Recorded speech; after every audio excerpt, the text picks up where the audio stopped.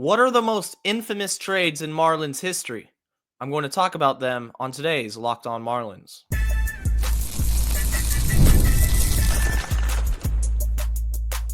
You are Locked On Marlins, your daily podcast on the Miami Marlins. Part of the Locked On Podcast Network, your team every day. Welcome into Locked On Marlins. I'm your host, Jeremiah Geiger. Go hit me up over on X at Jeremiah Geiger 2. Don't forget to subscribe to the YouTube channel, leave a like, leave a comment, and thank you for making Locked On Marlins your first listen of the day, part of the Locked On Podcast Network. On today's show, I'm going to be talking about the worst trades, the most infamous trades in Marlins franchise history. What were they? What was the aftermath years down the road? I'm going to talk about 3 of them today. But before I do so, I want to remind you that today's episode is brought to you by Gametime. Download the Gametime app, create an account, and use code LOCKEDONMLB for $20 off your first purchase. The first trade, the worst trade of all time involving the Marlins, has to be Miguel Cabrera. If you ask an older fan, now this wasn't when I was into baseball. I was young. I was 5 years old when this trade happened. So I hadn't really gotten into baseball yet. I didn't even know who Miguel Cabrera was.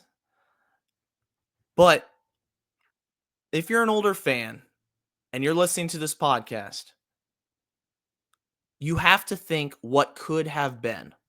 That is kind of the point of this trade. Miguel Cabrera was a superstar. He was a 4-time All-Star, one of the best hitters in Major League Baseball at the time. He was young. He had just entered his prime, and he got traded away. Just like that. As soon as it started, as soon as he was ascending into superstardom, Marlin for life, he leaves. They ship him off to the Detroit Tigers. And of course, Miguel Cabrera goes on to make 8 more All-Star teams, 2 MVPs, back-to-back, by the way, wins a Triple Crown, wins 4 batting titles. I mean, he was the best hitter, arguably, of the entire 2000s, and one of the best hitters of all time. And he could have been a Marlin for life. Those once-in-a-generational type players don't come every so often. They do come every so often. When a generational player comes to Miami, now that's really rare. And the Marlins had that. They had it. And then they let it go. The reason why I'm talking about this Cabrera trade first is, number one, it's the worst. I think everybody can agree on that. Younger fans who have researched and understood the impact that this trade had on the Marlins. Also, older fans who experienced it firsthand. But it reminds me of the Luka Doncic trade that just happened a few days ago. Not necessarily in the same return, NBA, baseball, it's different. But trading away the face of your franchise, a generational player, a superstar. That's what happened. That's what happened in Dallas. Dallas fans are mad. Marlins fans were mad. Time will tell if Luka can continue his stretch of dominance like Miguel Cabrera did. But I was thinking this morning, wow, trading a generational player in the midst of their prime away from your team sounded a lot like the Miguel Cabrera trade. The return they got for Miguel Cabrera, there were 6 players. It was a 6-for-2 deal, but I'm going to talk about the 2 main pieces, the reason the trade happened. Andrew Miller, got it confused, Andrew Miller and Cameron Maybin. Cameron Maybin was the prize jewel of the trade. He was a top prospect, an outfielder. Andrew Miller, another highly touted starting pitcher at the time.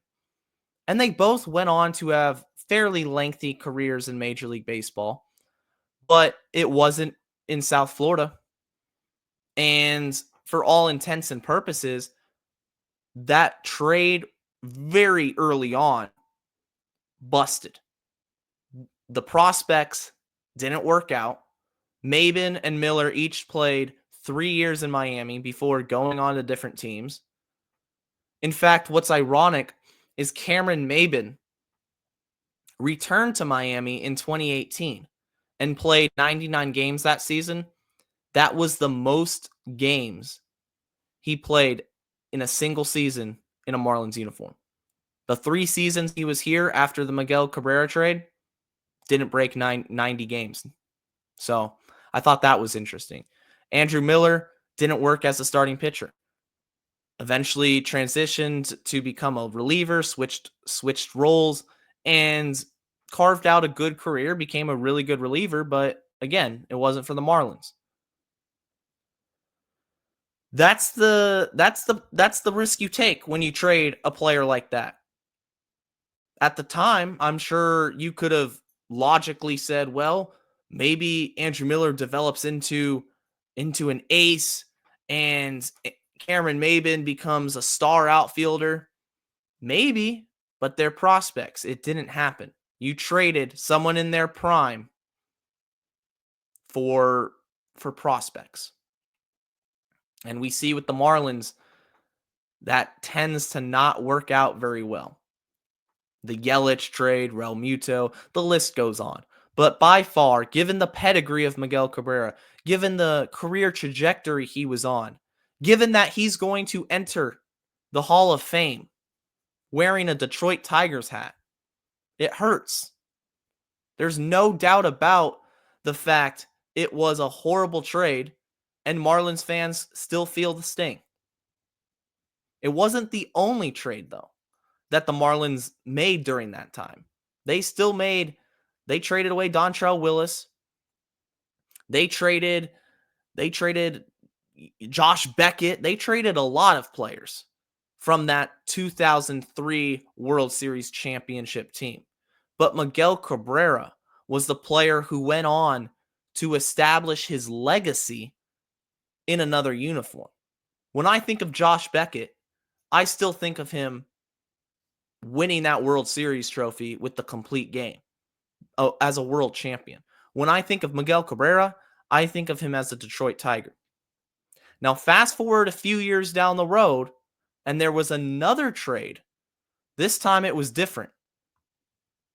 This one was a salary dump. I'm going to tell you about that right after this. But today's episode is brought to you by Gametime. If you're looking for tickets to the next big event, maybe last-minute tickets to the Super Bowl, whether it is a sports game, concert, or comedy show, finding the right ticket at the right place can be a headache. But with Gametime Picks, it's never been easier. Gametime has a new feature called Gametime Picks that makes getting tickets for events even easier. It filters out all the extra stuff to show you only incredible deals on great seats, so you don't have to waste time searching through thousands of tickets. Browsing through the deals is simple, and you can find great value for all kinds of seats around the venue. The Super Deal is especially impressive, offering the best value for the event. The app's features, like seat views before you buy and all-in pricing with no surprise fees at checkout, makes the experience smooth and reliable. Plus, the on-time ticket delivery and lowest price guarantee gives you total peace of mind. Take the guesswork out of buying tickets with Gametime. Download the Gametime app, create an account, and use code LOCKEDONMLB for $20 off your first purchase. Terms apply. Again, create an account and redeem code LOCKEDONMLB for $20 off. Download Gametime today. Last tickets, lowest price, guaranteed.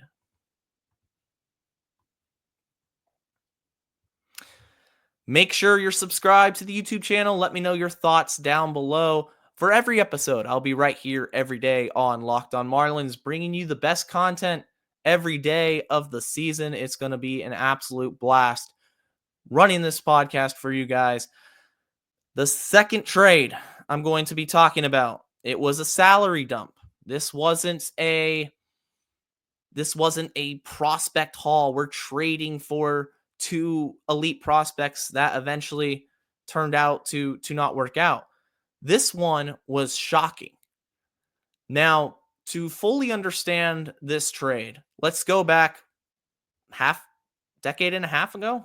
Wow, 2012. So, yeah, 13 years ago. Time flies. The Marlins are entering a new ballpark in the 2012 season. They, under Jeffrey Loria, decide we're going to spend money. Loria wants to spend money, new ballpark, new uniforms, a new era of baseball. They become the Miami Marlins from the former Florida Marlins. And what does Loria do? He goes out and signs free agents. Mark Burley, Heath Bell, Jose Reyes. Miami took over the baseball offseason with their moves. Everybody was like, they're moving into a new ballpark. This is a new era of baseball. They're the Miami Marlins now. They sign these marquee free agents. And then opening day happens. The season starts. And the Marlins are bad. They're a bad team. It just blew up from the start. 2012 is a disaster on the field. So they start selling at the deadline. They trade Heath Bell at the deadline. They trade Hanley Ramirez, Anibal Sanchez at the deadline in 2012.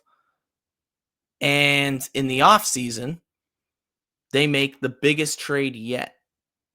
This one shocked everybody. I had to write down all the players that were involved. It was a 12-player trade.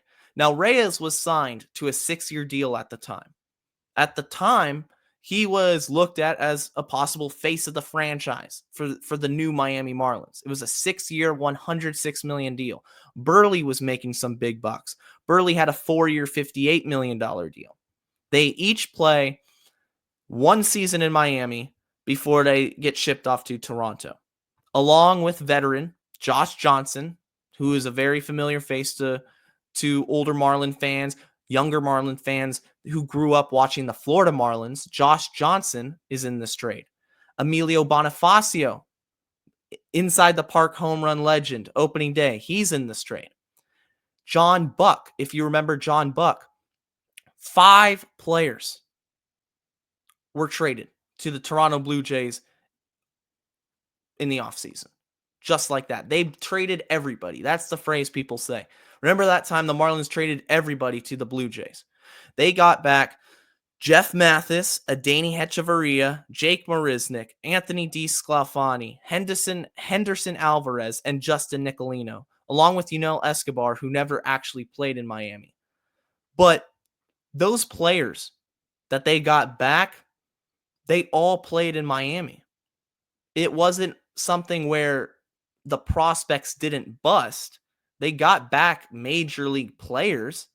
They just weren't very good. And kind of the mantra of this trade was, we are tearing it down. That signaled the teardown. It signaled waving the white flag and breaking the team apart after just 1 year.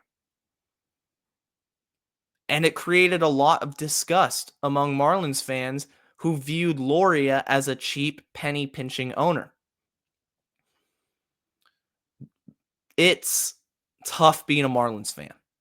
I talked about the Cabrera trade, and I'm talking about this one. So we have salary dumps, and we have trading our generational superstar away. 2 very different trades here, but they both hurt.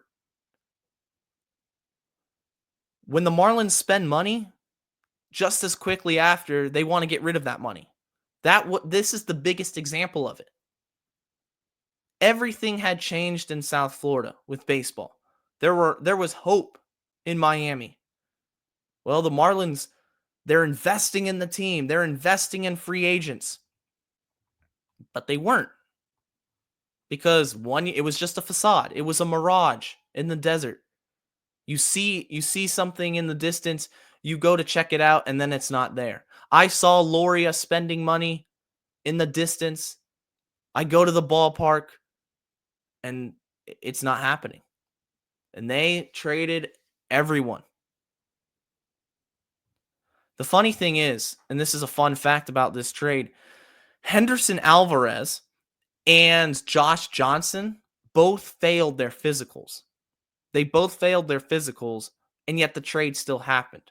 I wonder if that would happen in today's Major League Baseball scene, because you hear so often about players who fail their physicals and then the entire trade goes through. But Jeffrey Loria was so determined for this trade to happen, something went on where it didn't matter. But I thought that was interesting. Henderson Alvarez did go on to pitch a no-hitter for Miami on the final game of the season. It wasn't a complete loss on the field standpoint.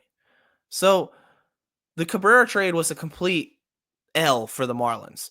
Any way you slice it, they got the short end of the stick in the worst way possible. Cabrera is a Hall of Famer, though everybody they got back are not. This trade wasn't really like that. Burley didn't have a crazy stint in Toronto. Jose Reyes wasn't a generational superstar, and neither were any of the Marlins that the Blue Jays traded away. Justin Nicolino, Adeiny Echeverria. I remember these names. I remember watching these names, but it was the meaning behind the trade. And that's why this trade has to be second, because it was at that point when fans really were fed up with Jeffrey Loria. If you want to put in money, why do you keep wanting to save money? Why do you pretend like you care?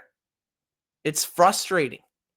We were all hyped up just a year ago, and now I look at the roster, and it's not even close to being the same. You did this, Jeffrey. Why? It's a question of why. You put so much time and money and energy only to see a complete disaster on the field, and then those players traded away. Just like that. It's a tale as old as time if you're a Marlins fan. That one was a blockbuster. It was a huge deal at the time. People were like, wow, this actually happened. The Marlins just said, nope, we don't want to spend, tear down. And then they muddled in mediocrity. They have Stanton, Yelich, Ozuna come up, and those were fun years, but they never really pushed for huge free agent signings after that in Loria's tenure. The Wei-Yin Chen signing, that was another disaster, but it wasn't the same as before 2012. Now, the next segment, I'm going to be talking about the Bruce Sherman era. So we're going to move away from Jeffrey Loria.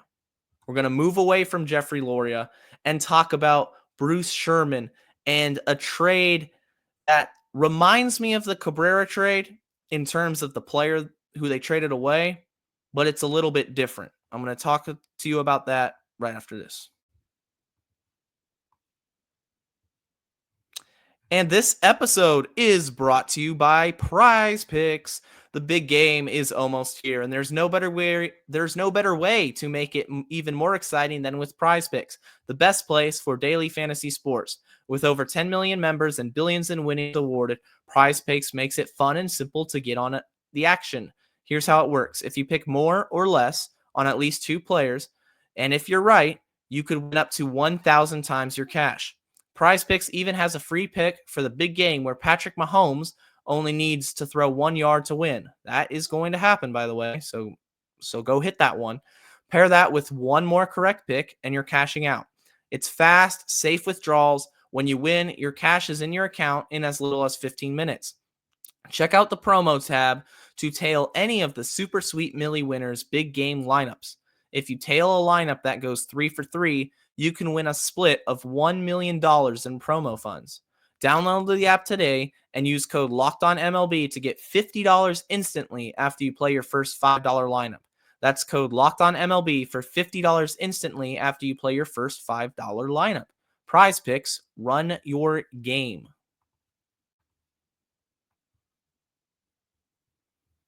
We talked about the Jeffrey Loria trade. We talked about the Miguel Cabrera Jeffrey Loria trade. We talked about the trade that happened under Jeffrey Loria, both the Miguel Cabrera trade, the 2012 blockbuster with Toronto, and we're going to talk about a new owner who made a series of trades, but one in particular kicked it all off. And I think fans need to look back on that and they'll finally understand that Sherman doesn't spend money either. That is the Giancarlo Stanton trade.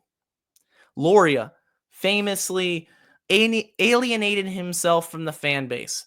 He all he does is care about money and his pockets. Bruce Sherman buys the team. It was kind of a shock for me, like, oh, okay, there's going to be a new owner, but it wasn't at the time because it was expected. Loria was selling. I just didn't know who Bruce Sherman was.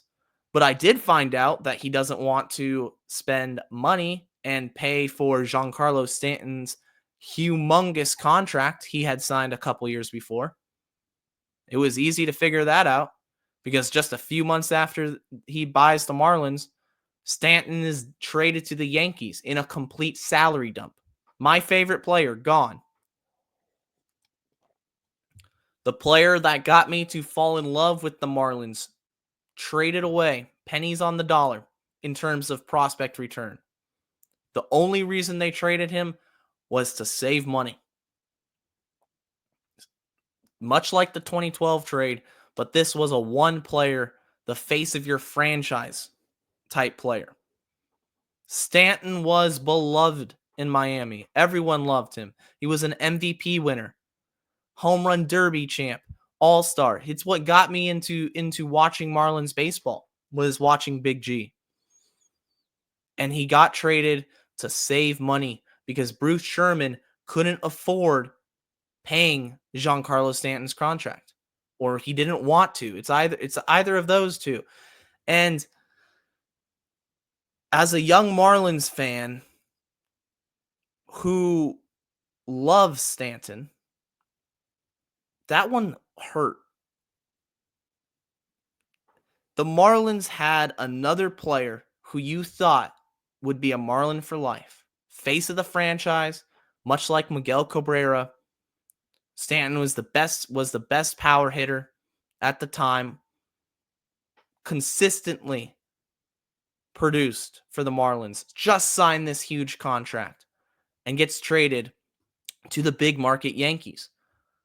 They get back Starlin Castro, a couple prospects that never panned out. But hey, the Yankees paid for most of his salary. By the way, the Marlins still have to pay some of Stanton's salary. It's not like the Yankees completely absorbed it. So even then, it was still a frustrating trade if you're a Marlins fan. The point being with all these trades is that the Marlins have a problem with loyalty to players. There has not been one case in today's show where a player I talked about is going to be remembered long-term as a Marlin. Miguel Cabrera will go down as a Tiger. Giancarlo Stanton is establishing himself as a World Series hero for the Yankees. Jose Reyes, Mark Burley. Oh yeah, remember when they signed to the Marlins multi-year contracts and then immediately got traded? That's how it is. There was no loyalty under Loria. There has been no loyalty under Bruce Sherman. It's terrible. And Marlins fans have to deal with that. They have to deal with this philosophy moving forward and prepare themselves. I talked about Sandy Alcantara on yesterday's show and the very real possibility that he'll be traded also. He'll be the next in line of a super talented player who is producing at a high level, who's in the middle of their prime, and the Marlins trade him because they're either rebuilding or they want to save money. 3 rebuilds since the 2010s. Cabrera trade happened in 2007, but since the 2010s, we saw Giancarlo Stanton get traded. We saw Christian Yelich get traded. Marcell Ozuna, who did bring back us Sandy Alcantara. JT Realmuto. And then in the early 2010s under Loria, it was the same thing. They trade Anibal Sanchez. They trade Hanley Ramirez. They traded Burley. They traded Josh Johnson. All these players who fans loved and wanted to see in a Marlins uniform, it's gone. Ultimately, it's an ownership problem. These 3 trades, I don't see them happening under different ownership. I don't see these trades happening under owners who cared and truly wanted the Marlins to succeed at a high level. They may say they do, but actions speak louder than words. In an alternate timeline, Miguel Cabrera plays 20 years in a Marlins uniform and goes down as the greatest Marlin of all time. Giancarlo Stanton is still a Marlin. They refused to do that. They refused to pay his salary. They refused to build around Miguel Cabrera. They wanted to break it all apart. It keeps happening. There is hope for the future, though. These trades do not have to dictate the future. Yes, Miguel Cabrera is a terrible trade. The prospects didn't work out. Some prospects will. Some prospects could. And some prospects won't. It's part of the game. The salary dumps. Will we ever see a player traded away in a salary dump like that again? I don't know, because I don't think the Marlins are going to trade away players who make big money. They won't have players who make big money. The Stanton era, that outfield, Stanton, Yelich, Ozuna, quickly broken apart. But it was the Stanton trade.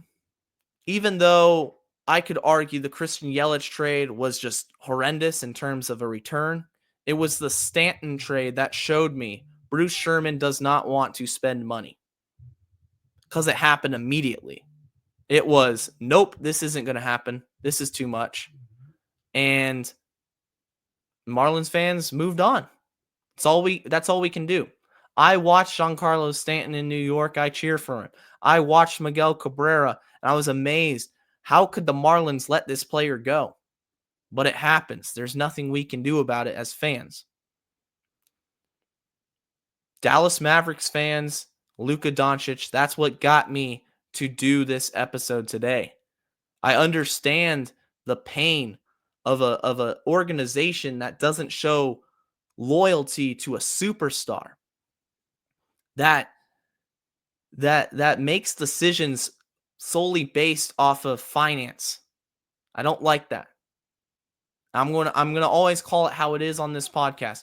Let me know your thoughts in the YouTube channel. Remember, moving forward, tomorrow's episode, Friday, is going to be a mailbag episode. Thank you everybody who submitted comments on the YouTube channel or left a message on Twitter, a comment on Twitter. Why do I keep saying Twitter? It's X now. But thank you guys for that. I'm excited to get into them and answer them the best I can. Tomorrow's episode will be the last one of the week, but after that, it's every day, every weekday. Remember, Monday through Friday, I'll be right here talking Marlins baseball. Leave a comment below. Let me know your thoughts on the trades. Let me know your thoughts on the ownership over the last 15, 20 years. And stay safe. Let's go.